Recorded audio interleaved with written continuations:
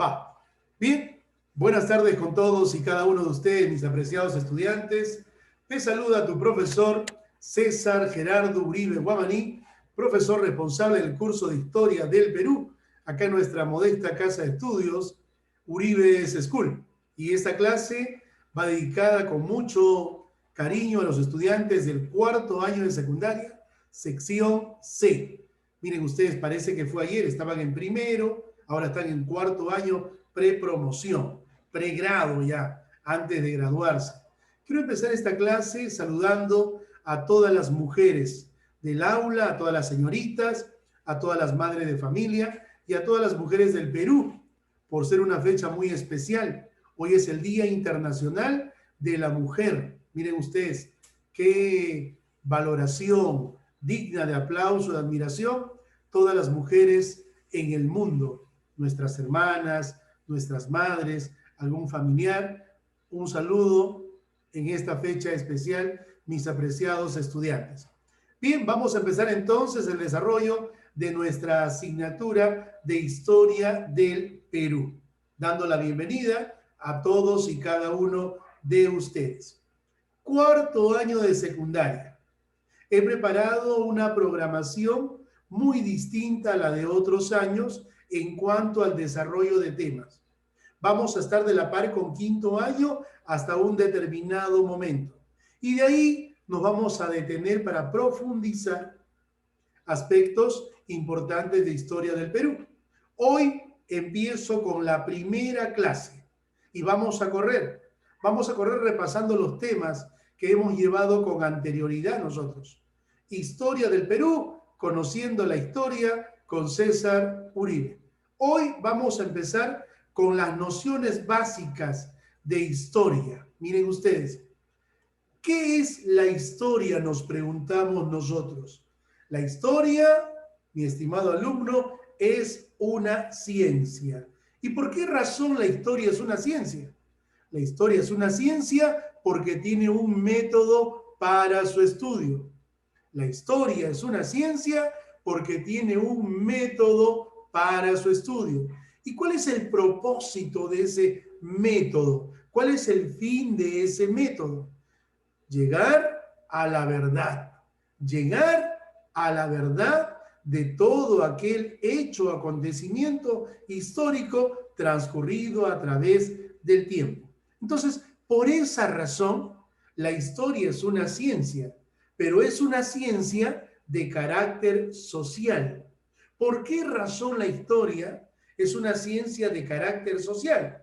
Porque tiene como sujeto principal al hombre dentro de la sociedad. El hombre es el sujeto principal, es el protagonista principal de la historia. Señores, ustedes, nosotros somos protagonistas de la historia. Esta clase que ha empezado una en punto de la tarde, a las 3 de la tarde ya habremos pasado a la historia. Esta clase pasará a la historia y los protagonistas, los estudiantes del cuarto C y quien le habla, tu modesto profesor César Uribe. Señores, la historia es una ciencia que nos enseña a conocer nuestro pasado, categóricamente nuestro pasado. Los hechos importantes que el hombre ha realizado desde la aparición en la tierra, miren ustedes, desde la aparición de la tierra hasta nuestros días. Sí, señores, el hombre es el protagonista principal de todo acontecimiento histórico.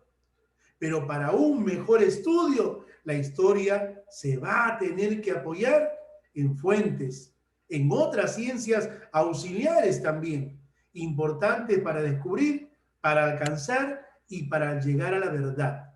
La historia es una ciencia de carácter social que estudia en forma ordenada, mira, ordenada, cronológicamente a través del tiempo y verídica con la verdad, los hechos y acontecimientos transcurridos, miren ustedes, desde los primeros orígenes hasta la actualidad. La historia recoge nuestro pasado, que sirve para configurar el presente y transmitirlo a las futuras generaciones. Un gran historiador, Jorge Brasandre Grothman, en su obra Historia de la República del Perú, decía: todo aquel que aborrece la historia está condenado a cometer los errores de ella. ¿Para qué se enseña historia, profesor? Para no cometer errores, para formar patria, para formar conciencia, conciencia patriótica, civismo. Por esa razón es importante el estudio de la historia. Y gracias a la historia podemos reconstruir, ¿qué cosa? Ese pasado, ¿no?, acontecido a través del tiempo. Señores, la historia se ordena a través de una periodización muy importante. La historia se estudia a través de distintos periodos, etapas que acontecieron en la historia nuestra. Miren ustedes, para un mejor concepto, la historia se inicia en el Perú desde el momento que el hombre descubre la escritura hasta nuestros días. Antes que el hombre descubra la escritura, miren ustedes, retrocedemos hasta su aparición, vamos a ver un concepto distinto. Y ese concepto está enmarcado con lo que vendría a ser la prehistoria. ¿Qué es entonces, profesor, la historia? La historia es una ciencia de carácter social que estudia hechos y acontecimientos ocurridos en el tiempo desde la aparición de la escritura hasta nuestros días. Y antes de la aparición de la escritura vamos a encontrarnos con una prehistoria. ¿Y qué es la prehistoria? Es el periodo más largo y se extiende desde la aparición del hombre sobre la tierra hasta que aparecen los primeros escritos o documentos. Yo te decía, hasta la aparición de la escritura. Para un mejor estudio, esta periodificación vamos a dividirla en las siguientes edades: una edad antigua, una edad media, una edad moderna y una edad contemporánea. Regresamos. Si hablamos nosotros de una edad antigua, miren ustedes, esta se da desde la aparición de los primeros documentos escritos hasta la caída del Imperio Romano de Occidente. O sea, estamos hablando finales del siglo V después de Cristo, año 476. La Edad Media, miren ustedes, la Edad Media se inicia desde el primer momento que desaparece el Imperio Romano, parte Occidente, hasta la caída o la toma de Constantinopla por los turcos maometanos, 1453. Miren ustedes, fecha clave en la historia del Perú.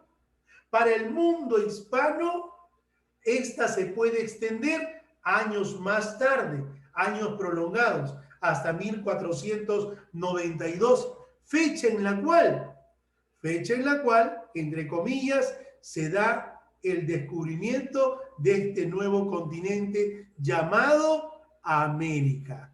¿Quién fue el protagonista de este descubrimiento de un nuevo continente? Nada más y nada menos, estamos hablando de un genovés, nada más y nada menos de Cristóbal Colón, más conocido como Cristóforo Colombo. ¿Se acuerdan ustedes? Con la niña, con la pinta, con la Santa María, Cristóbal Colón llega al continente americano sin saberlo. Él pensó que había llegado a las Indias, pero se equivocó. No se trataba de las Indias, se trataba de un nuevo continente, América. Lamentablemente, él deja de existir sin saber que se trataría de un nuevo continente.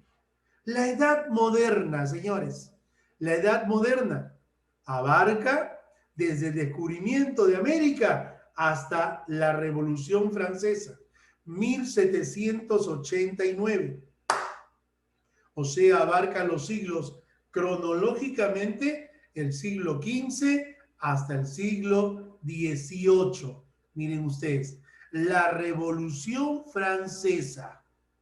¿Dónde aconteció? En Europa. Escenario geográfico, Francia. Y es una de las revoluciones más importantes acontecidas en la historia. ¿Sabes por qué, Alexandra García? ¿Sabes por qué razón la Revolución Francesa es una de las revoluciones más importantes y más grandes acontecidas en todo el mundo? Porque esta dio el ejemplo. En todo el mundo las revoluciones que se han dado, siempre el pueblo ha sido protagonista porque quería algo. El pueblo reclamaba, protestaba porque quería algo. Acá en Francia, en este tiempo, el pueblo no hizo nada.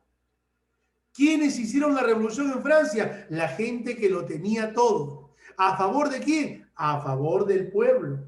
Miren ustedes, por esa razón, gracias al siglo de las luces, por esa razón, gracias, miren ustedes, a la ilustración, que va a ser causa, motivo, motor para el estallido de la Revolución Francesa, se da este acontecimiento en el mundo. Y acá tenemos que resaltar, si hablamos de ilustración, tenemos que resaltar a Diderot, Alembert, Montesquieu, Juan Jacobo Rousseau y otros grandes personajes que hicieron de Francia, ¿qué cosa? Un boom. La caída del antiguo régimen y el establecimiento, miren, de una monarquía basada en derechos, de una monarquía constitucional. Por esa razón, la Revolución Francesa goza de una gran importancia. Ahora pasamos a la edad contemporánea. La edad contemporánea, Alexandra García Chen, se da desde el siglo XVIII hasta nuestros días. O sea, estamos hablando del año 1700, 1800 en adelante hasta nuestros días. Y acá en pantalla les he puesto yo acontecimientos que han hecho trascendencia en el mundo, como el asesinato de John F. Kennedy, presidente de los Estados Unidos, como la aparición de la Primera y Segunda Guerra Mundial, protagonizada nada más y nada menos por Alemania y a la cabeza Adolfo Hitler. Otra fotografía, la caída de las Torres Gemelas. ¿Se acuerdan ustedes en los Estados Unidos? Y la famosa guerra de las trincheras. O sea, de esta manera, educada y modestamente, la historia busca un orden. Y ese orden se acentúa de acuerdo a las edades de la historia. Y estas son las edades que acontecieron en nuestra historia. Pero la historia no puede hacer absolutamente nada. Mira bien, la historia no puede hacer absolutamente nada. ¿Me escuchó Pedro Apolinario? No puede hacer absolutamente nada sin sus fuentes. ¿Y cuáles son las fuentes de la historia? Estamos hablando de fuentes materiales, fuentes escritas, fuentes orales, fuentes gráficas o también audiovisuales. Y si hablamos de las fuentes materiales, estamos hablando de todo aquello que se puede ver, se puede tocar y se puede trasladar de un lugar a otro. En algunos casos no. Por esa razón, Pablo Macera, el gran maestro, divide a estas fuentes en dos tipos. ¿Cuáles son? Pregunta de examen. Fuentes materiales muebles y fuentes materiales inmuebles.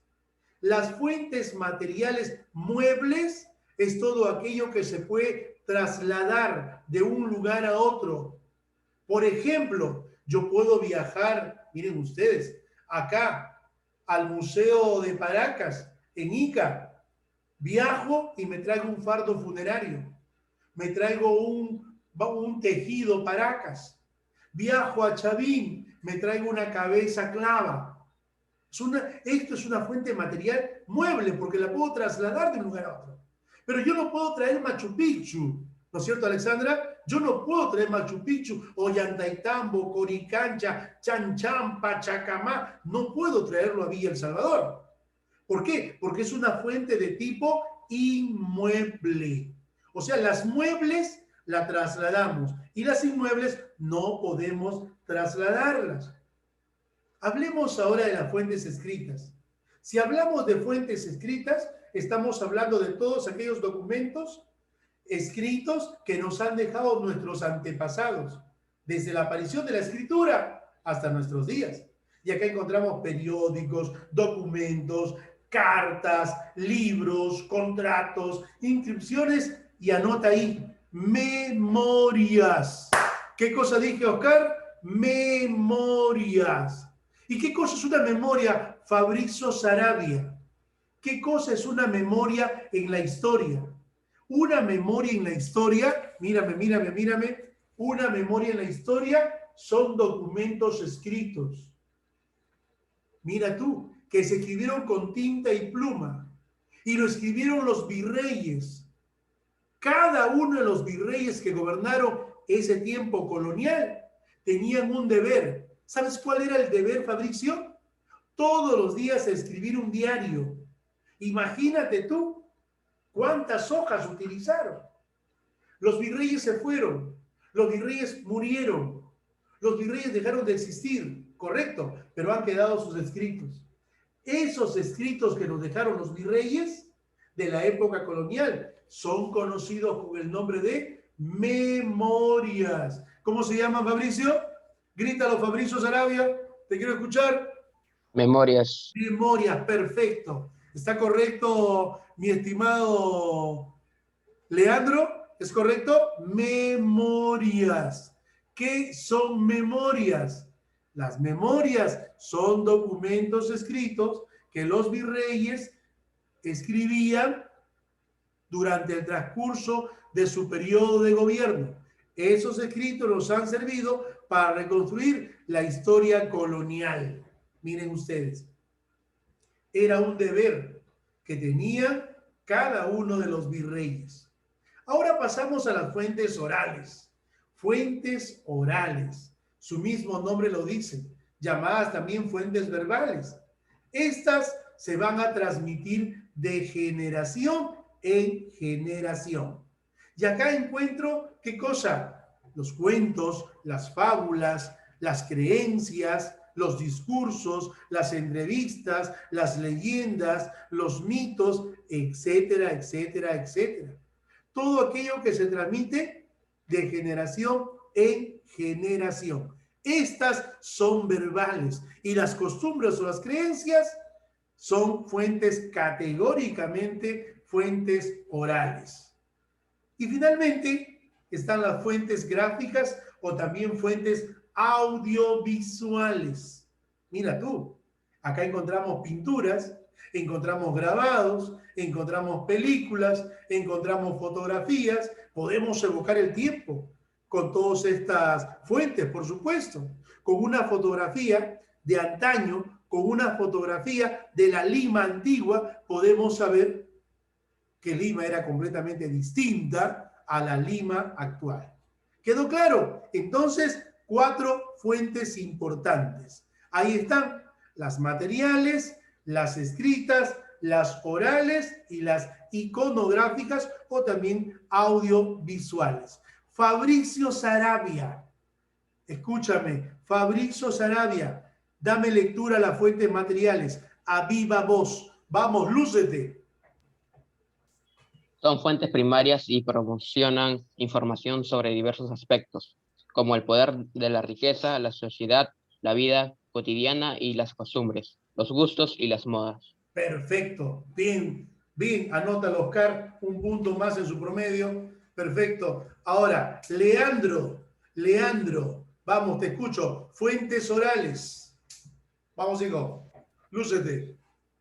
Es la fuente documental que no está fijada en el escrito, pero que puede utilizarse para la reconstrucción de la historia.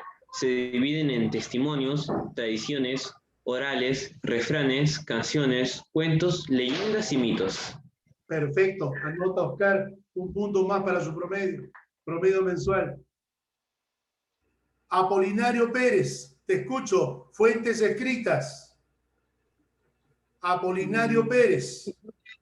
Buenas tardes, profesor. Vamos, hijo. Incluye todos los tipos de textos, inscripciones en piedra, documentos, cartas, libros, prensa, diarios, leyes, etc. Esta información se transmite de forma directa.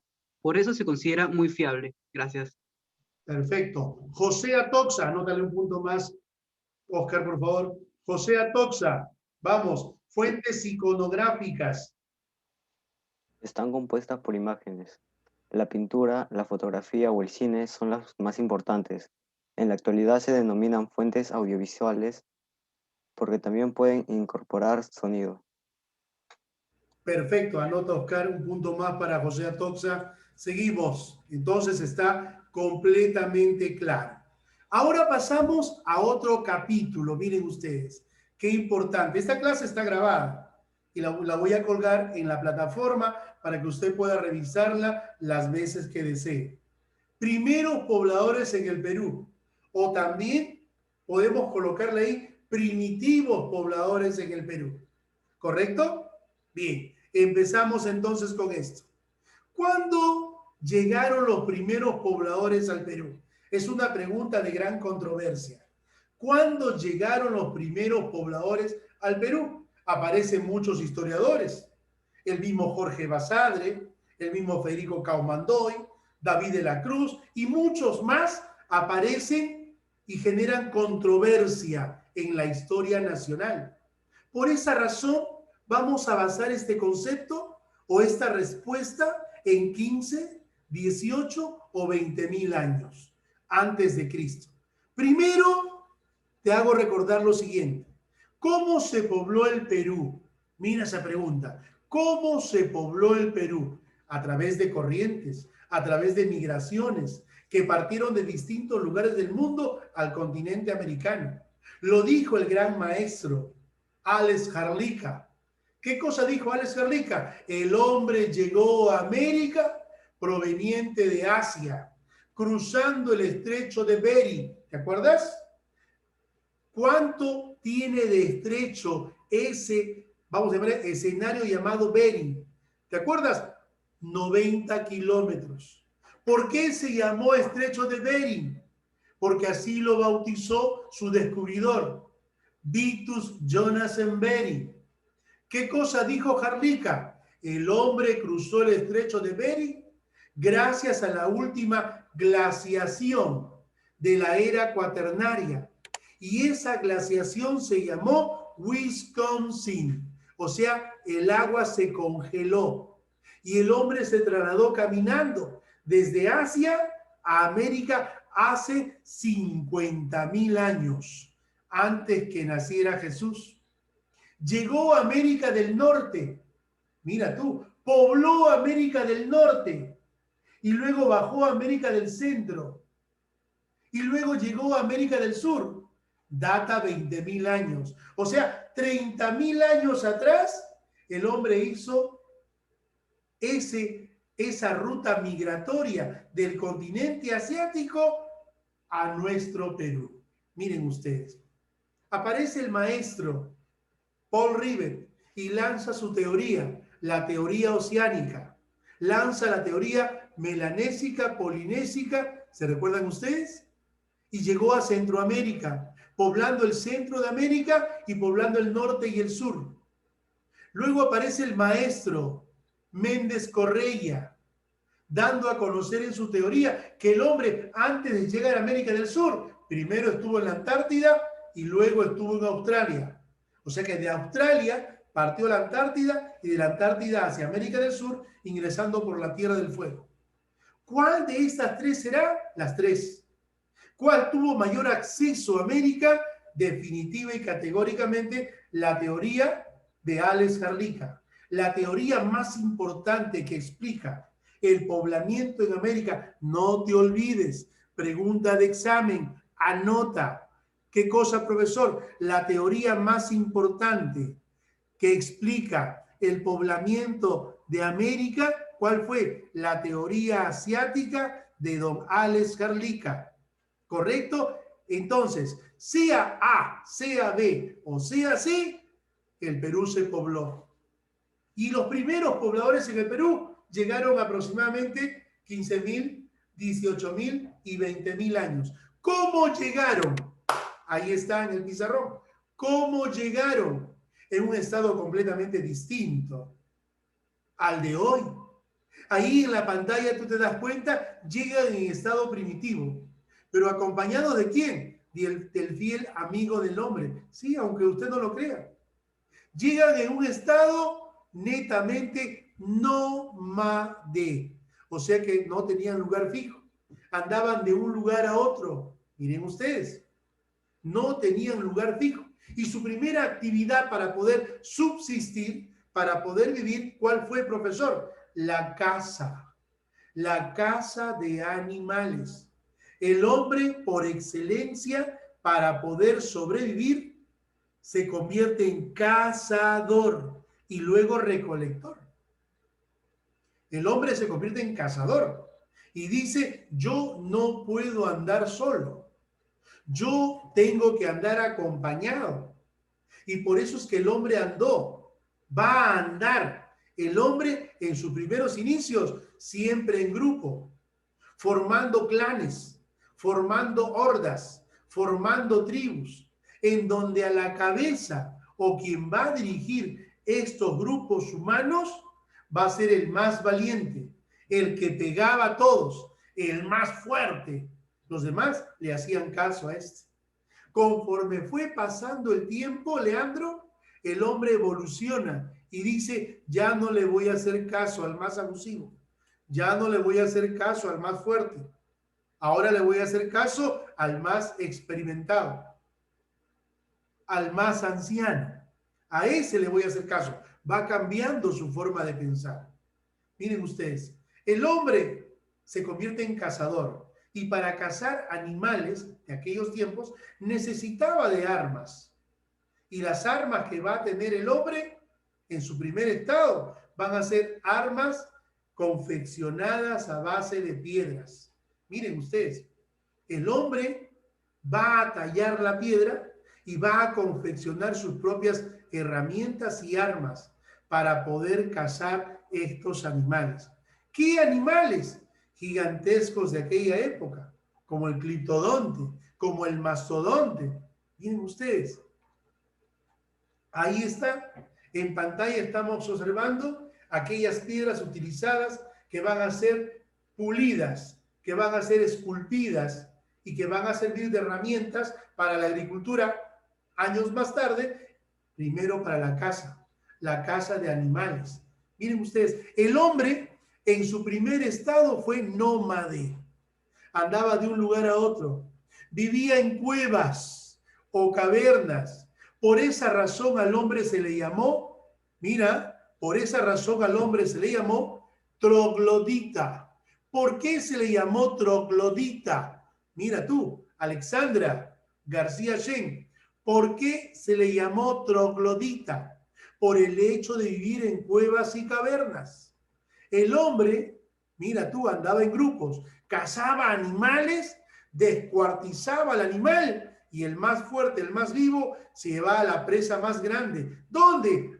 Al interior de sus cuevas, para compartirla con su familia. Claro. Y no se dio cuenta que sus manitos, después de destrozar al animal, estaban manchadas de sangre. Y lo primero que hizo, ¿qué cosa fue? Limpiarse en la pared de sus cuevas.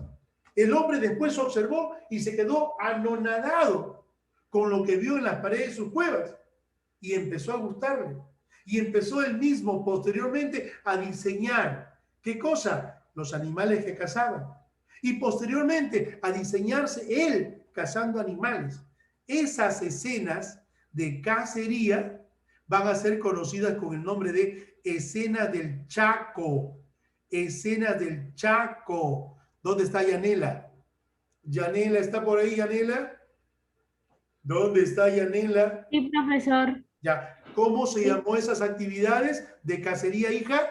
Escenas del Chaco. Si yo te pregunto, Yanela, ¿qué fue aquella actividad llamada el Chaco? Tú me responderás, fueron aquellas actividades de cacería. El hombre cazaba animales para poder vivir, era carnívoro, consumía carne cruda y conforme fue pasando el tiempo, deja de ser carnívoro, descubre la horticultura y más tarde la agricultura y se convierte en vegetariano.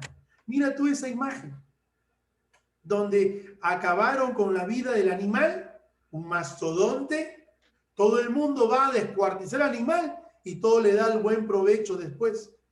Entonces, así, de esta manera, el hombre troglodita, el hombre nómade, vivió esos primeros años en el Perú. Data 15.000, 18.000 o 20.000 años antes de Cristo.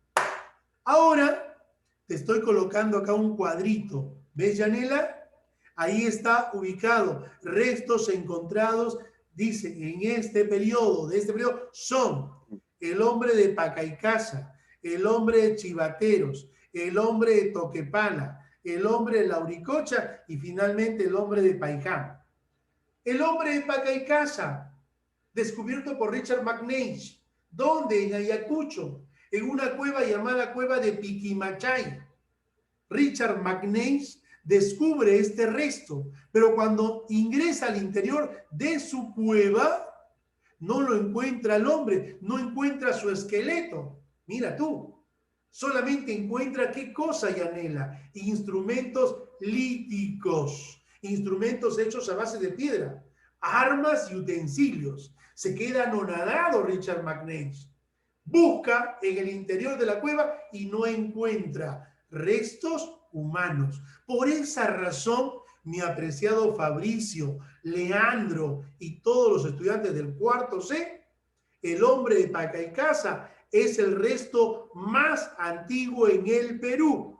Es el resto, no el resto humano, es el resto material más antiguo en el Perú. No se encontró el esqueleto, no se encontró su esqueleto, sus restos óseos no, se encontró lo que trabajó, instrumentos líticos hechos a base de piedras.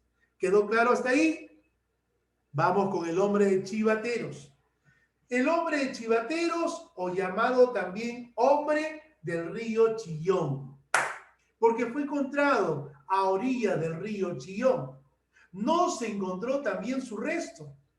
¿Qué cosa se encontró? Se descubrió Edward Lanning, su descubridor acá en Lima. ¿Qué cosa encontró Yanela? Encontró y se dio con la sorpresa de muchos artefactos hechos a base de piedra. Y dijo, ¡wow!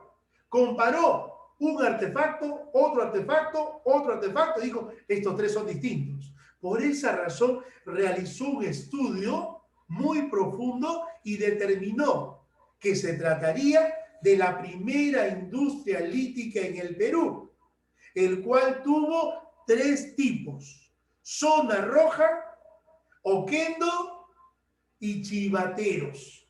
Tres tipos de taller. La primera, zona roja, trabajos más rústicos, más toscos. Oquendo, trabajos mejor que el primero. Y chivateros, trabajos mucho más finos, ya con técnica de color. Y dijo, wow, estamos hablando del primer taller lítico en el Perú. La primera industria lítica en el Perú lo desarrolló el hombre de Chivateros. ¿De cuántos años estamos hablando? Aproximadamente de 10.000 años antes de Cristo. Miren ustedes, el hombre de Chivateros. Ahí me quedo. Vamos a hacer un pequeño receso para la segunda parte de nuestra clase. ¿Correcto? Regresamos en unos minutos. Gracias a ustedes.